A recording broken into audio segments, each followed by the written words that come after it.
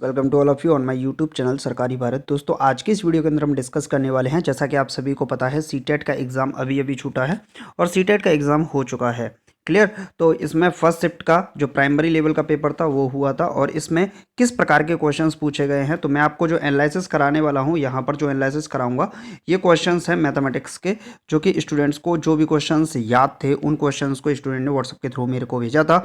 और भी क्वेश्चंस अगर आपको किसी भी स्टूडेंट को क्वेश्चन याद है कि सर ये वाला प्रश्न आया था, ये वाला नहीं आया था, तो आप लोग कमेंट बॉक्स में लिख दीजिएगा। उन प्रश्नों को भी शाम को एक मेगा एनालिसिस वीडियो आएगी जिसमें फर्स्ट शिफ्ट और सेकंड शिफ्ट दोनों के क्वेश्चंस होंगे, उनको आपको कराया जाएगा, तो उसमें उन क्वेश्चंस को शामिल कर लिया जाएगा। तो कमेंट्स जरूर कीजिएगा।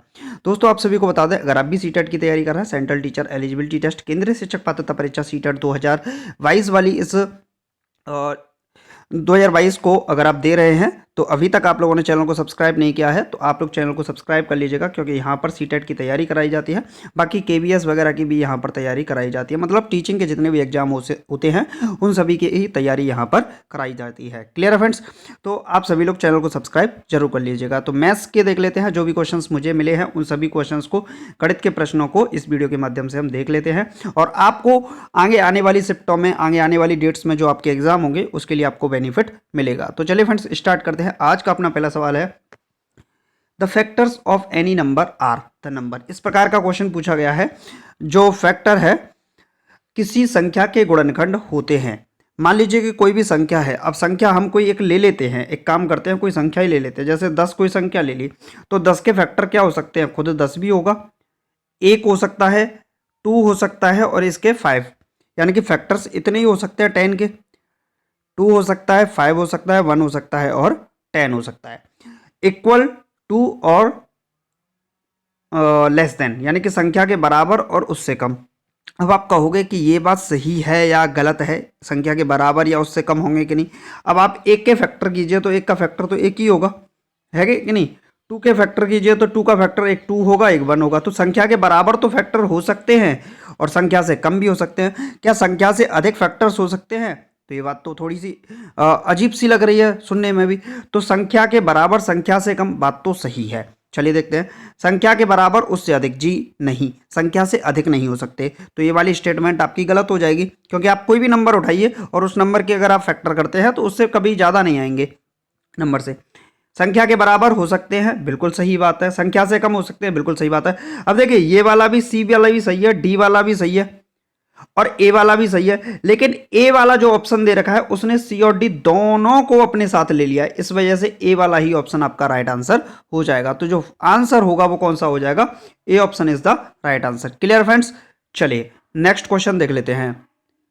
नेक्स्ट क्वेश्चन आपकी स्क्रीन पर, what is the value of P if 0.007 upon P equal to 0.01।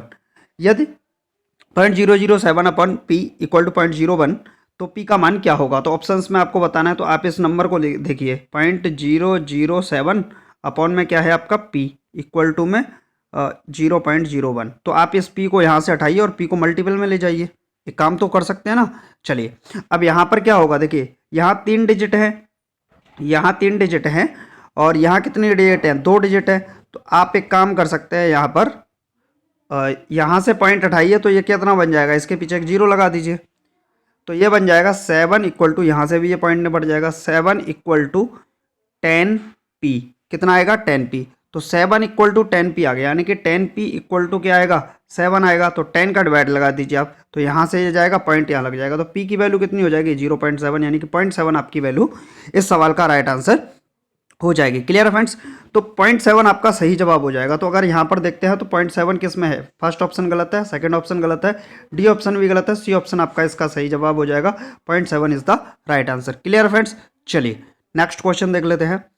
अब ये सवाल तो काफ़ी अच्छा है और एट रैंडमली इस प्रकार के क्वेश्चंस को पूछ लिया जाता है। पिछली बार भी जब पेपर हुए थे तो सीटेट ने इस प्रकार के क्वेश्चंस को पूछा था, तो ये क्वेश्चन काफ़ी मुझे तो अच्छा लगता है भाई। चलिए मैं इसको थोड़ा सा इसमें बॉक्स कर देता हूं ताकि आप लोग अच्छे से पढ़ पाएं। क्लियर है? अब क्वेश्चन है संख्याओं 29, 30, 31 डॉट डॉट डॉट डॉट 47, 48 में से एक संख्या यादृच्छिक रूप से चुनी जाती है। इसकी प्रायिकता क्या है कि चुनी गई संख्या एक अभाज्य संख्या नहीं है। ये पूछा गया है कि अभाज्य संख्या नहीं है। अब आप 29 से 48 तक कितनी संख्या है पहले तो ये चेक कीजिए।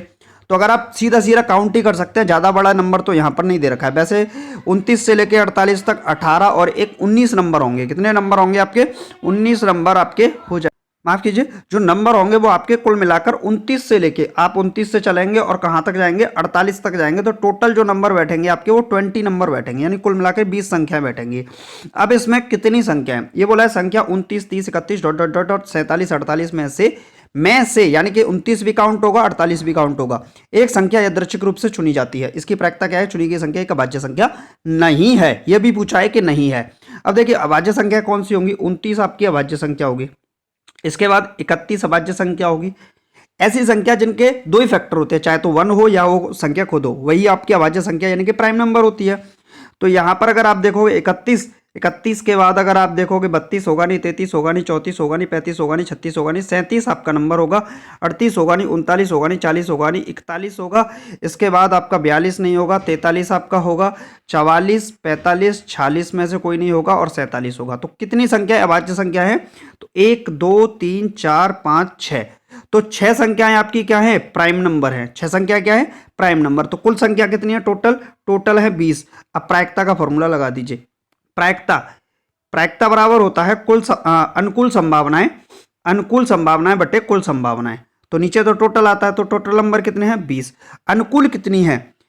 20 में से 6 संख्याएं अभाज्य संख्याएं हैं। तो कितनी संख्या अभाज्य नहीं है? 14 संख्या अभाज्य नहीं है। डायरेक्टली सीधी बात है। तो 2 से कैंसिल आउट करेंगे तो ये जाएगा 7 बार और ये जाएगा 10 बार। तो 7/10 आपका इस सवाल का सही जवाब हो जाएगा। तो ये वाला ऑप्शन गलत है, डी, सी भी गलत है, ए भी गलत है। तो ऑप्शन नंबर ए आपका सही जवाब हो जाएगा। 7/10 इस सवाल का राइट आंसर हो जाएगा। Clear friends? चलिए नेक्स्ट क्वेश्चन देख लेते हैं। अब ऐसा क्वेश्चन ना आए और सीटेट के प्राइमरी लेवल में ऐसा प्रश्न ना पूछे तो ऐसा हो ही नहीं सकता। ऐसे क्वेश्चंस को सीटेट काफी बार पूछता है। देखिए फ्रैक्शन का क्वेश्चन जरूर आता है। तो ये पूछा है रेसिप्रोकल ऑफ दिस, इसका व्युत्क्रम क्या होगा? तो आप देखिए मैं इसको डायरेक्टली लिखने की कोशिश करता हूं। 2 मिक्स्ड 1/3 का मतलब हो गया 3 2 6 और 1 7, 7/3 डिवाइडेड बाई 3/5, यही तो होगा।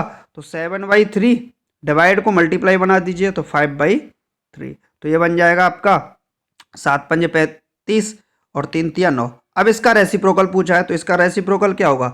9/35 हो जाएगा। कितना हो जाएगा? 9/35।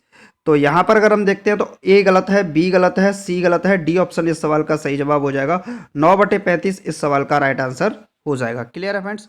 चलिए नेक्स्ट क्वेश्चन देख लेते हैं। नेक्स्ट क्वेश्चन आपकी स्क्रीन पर है, the value of this is, इसका मान क्या होगा? तो -5/6 की होल पावर -5 की होल पावर 3 का मान क्या है? ये आपको राइट आंसर लगाना है कि भाई इसका आंसर क्या होगा, बताइए। कितने स्टूडेंट इसका आंसर दे सकते हैं? कमेंट बॉक्स में लिखिएगा भाई। आप लोगों की तैयारी कैसी है इससे ही पता चल जाएगा। देखिए -1 मिनट, -5/6 की होल पावर कितनी है? -5 की होल पावर कितनी है? 3।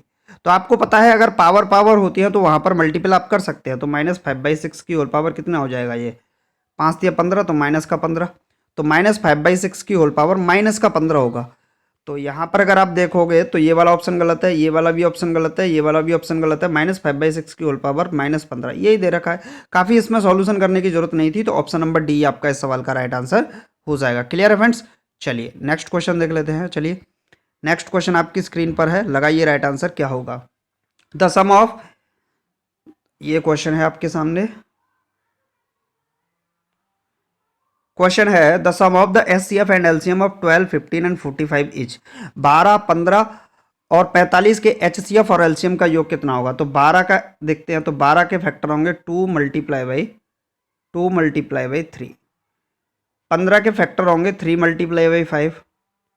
और 45 के फैक्टर क्या होंगे? 45 के फैक्टर होंगे 3 × 5। क्लियर है? ये किसके फैक्टर होंगे? 45 के। तो आप एचसीएफ निकालिए सबसे पहले। तो देखिए इसमें एचसीएफ तो सिर्फ एक ही नंबर आ रहा है 3। एचसीएफ कितना निकलेगा? H = लिख देता हूँ मैं 3। एलसीएम की बात करें, L बराबर कितना होगा? तो 2 2 के 2 हैं 4, तो ये बन जाएगा। 3 3 के इसमें 2 हैं तो 3 3 9, ये बन जाएगा। और एक ही 5 का है तो 5 का 1 आ जाएगा। तो 4 5 20, 20 का गुणा अगर 9 से करेंगे तो कितना बन जाएगा? 180। कुल मिला के एचसीएफ और एलसीएम का योग कितना हो जाएगा, 183 हो जाएगा। कितना हो जाएगा, 183। और 183 किस ऑप्शन में, बी गलत है, सी गलत है, डी गलत है, ए option is the right answer. 183 is the right answer, तो ए ऑप्शन इस सवाल का सही जवाब हो जाएगा। क्लियर है फ्रेंड्स। चलिए नेक्स्ट क्वेश्चन देख लेते हैं। नेक्स्ट क्वेश्चन, अब ये वाला सवाल ना आए, ऐसा कभी हो सकता है, आपने कभी देखा है कि ऐसा सवाल हो जाए कि ये वाला सवाल ना आए? ऐसा तो हो ही नहीं सकता, सीटेट इस सवाल को ना पूछे, और ये पूछता है सवाल, बार बार रिपीट होके आता है। देखिए क्वेश्चन को देख लेते हैं। क्वेश्चन क्या है, एक विद्यार्थी का स्कूल उसके घर से 5 किलोमीटर की दूरी पर है। मतलब ऐसे मान लीजिए कि ये घर है और ये क्या है, विद्यालय है। ऐसे मान लेते हैं स्कूल, होम, और इसको एस दे देते हैं स्कूल। 5 किलोमीटर की दूरी पर है। यदि वह 100 मीटर प्रति मिनट की गति से सुबह 7:55 पर निकलता है, शुरू करता है, तो वह कितने बजे स्कूल पहुंच जाता है? मतलब कितना टाइम लेता है? एक बात बताओ, 5 किलोमीटर की दूरी पर है, 100 मीटर की दूरी वो कितने में कवर करता है? 1 मिनट में। 100 मीटर की, तो 1000 मीटर की दूरी 10 मिनट में कवर करता है। 1000 मीटर का मतलब होता है 1 किलोमीटर। 1 किलोमीटर 10 मिनट में, तो 5 किलोमीटर, 5 किलोमीटर की दूरी है, 5 किलोमीटर कितना होगा, 10 पंजे 50 मिनट में, तो 50 मिनट में कवर कर लेगा। अब इसको आपको ऐड कर देना है बस, 7:45 में 50 मिनट को ऐड कर देना है। 50 मिनट को अगर आप ऐड कर रहे हो तो इसका मतलब 7:45, 50 मिनट ऐड कर रहे हो, तो पहले 15 ऐड कर दीजिए, 15 ऐड कर दीजिए, तो ये कितने बच जाएंगे, 8 बच जाएंगे। बचे कितने, आपको 50 ऐड करना था ना, तो आपके पास बचा 35 मिनट, तो 8:35 का टाइम हो जाएगा, 8:35। तो सुबह 8:35 बजे, तो यही हो जाएगा आपका। 8:30 गलत है, 8:25 गलत है, 8:45 गलत है। सी ऑप्शन इस सवाल का सही जवाब हो जाएगा 8:35 पर। क्लियर है फ्रेंड्स, उम्मीद है आपको समझ में आ गया होगा। चलिए नेक्स्ट क्वेश्चन देख लेते हैं। क्वेश्चन आपकी स्क्रीन पर है, if the side of the square is doubled the area of the squares will be. मतलब यदि वर्ग की भुजा को दोगुना कर दिया जाए, कोई वर्ग है, ये मान लीजिए कोई वर्ग है, और इसकी भुजा को हमने दोगुना कर दिया, ये थोड़ा सा बड़ा वर्ग बना दिया। क्लियर है, इसकी भुजा थी अभी ए, और इसकी भुजा को अभी हमने कर दिया 2a, दोगुना किया है, तो उसके क्षेत्रफल क्या होगा? क्षेत्रफल क्या होता है? एरिया होता है इसका भुजा का वर्ग। क्या होता है? भुजा का वर्ग। तो इसका एरिया क्या होगा, ए स्क्वायर, और इसका एरिया क्या होगा, 4a स्क्वायर। यानी कि एरिया कितना हो जाएगा, 4 गुना हो जाएगा। कितना हो जाएगा, 4 टाइम्स हो जाएगा, 4 गुना। ये वाला गलत है, ये वाला गलत है, ये वाला गलत है, 4 times. C option is the right answer, 4 गुना हो जाएगा, ये इस सवाल का सही जवाब हो जाएगा। क्लियर है फ्रेंड्स। चलिए नेक्स्ट क्वेश्चन देख लेते हैं। काफ़ी जल्दी जल्दी करा रहा हूँ ताकि आप लोगों के पास सारे के सारे क्वेश्चंस पहुंच जाए, जो भी क्वेश्चंस मुझे मिले हैं। आप लोग कमेंट बॉक्स में लिखिएगा, और सीटेट की तैयारी करने वाला प्रत्येक स्टूडेंट इस चैनल को सब्सक्राइब कर लेगा। क्लियर है। चलिए देख लेते हैं क्वेश्चन क्या है। एक आयत की चौड़ाई और परिमाप के बीच अनुपात है 1:5 का। आयत की लंबाई और चौड़ाई के बीच अनुपात क्या होगा? देखिए हिंट के रूप में मैं आपको बता देता हूँ। आयत की जो चौड़ाई है वो कितनी है, मान लीजिए 1 है। 1 का मतलब एक x मान लेते हैं इसको, यानी कि ब्रेड तो जो है उसको x मान लेते हैं, रेशियो है तो, और जो पेरीमीटर है उसको क्या मान लेते हैं, 5x मान लेते हैं। क्लियर है, तो ये भी x होगा। ठीक, इसको l मान लेते हैं, इसको l मान लेते हैं, तो क्या होगा, टोटल 2l प्लस 2x, ये पेरीमीटर हो गया, बराबर 5x होना चाहिए था। ठीक, तो 2l बराबर कितना हो जाएगा, 3x हो जाएगा। l बराबर क्या होगा, 3x/2, l बराबर आ जाएगा 3x/2। अब आपको करना क्या था, लंबाई और चौड़ाई का अनुपात निकालना था, तो l/b, तो l है 3x/2 और b कितना है, चौड़ाई, तो चौड़ाई आपको यहाँ पर देखने को मिल जाएगी x। x से x कैंसिल आउट हुआ, तो 3/2/1 आ रहा है। इसका मतलब हो गया 2 का मल्टीप्लाई कर देंगे तो ये 6 बन जाएगा, और ये क्या है 2, तो 6/2 बनेगा। इसका मतलब क्या है, 3/1 के करीब बन जाएगा। वैसे 1 मिनट, 2 का मल्टीप्लाई करेंगे तो इसमें 3/2 बनेगा, माफ़ कीजिएगा 3/2। तो ऑप्शन नंबर डी गलत है, सी गलत है, बी गलत है, 3/2 ऑप्शन नंबर ए सवाल का सही जवाब हो जाएगा। क्लियर है फ्रेंड्स। चलिए एक और लास्ट सवाल। चलिए आप लोग इसका आंसर कमेंट बॉक्स में लिखिएगा। जिस भी स्टूडेंट को इसका आंसर आ जाएगा हम समझ जाएंगे कि उसने तैयारी काफ़ी अच्छी की है। उम्मीद है आपको वीडियो अच्छा लगा होगा। वीडियो अच्छा लगा तो वीडियो को लाइक कीजिएगा, चैनल को सब्सक्राइब करना बिल्कुल मत भूलिएगा। और अगर आप सीटेट की तैयारी कर रहे हैं, सच में सीटेट की तैयारी कर रहे हैं, सीटेट के कैंडिडेट है, सीरियस कैंडिडेट है, टीचर बनना है, तो अभी तक चैनल को सब्सक्राइब नहीं किया तो चैनल को सब्सक्राइब जरूर कीजिएगा। मिलते हैं नेक्स्ट वीडियो में। Thank you for watching this video.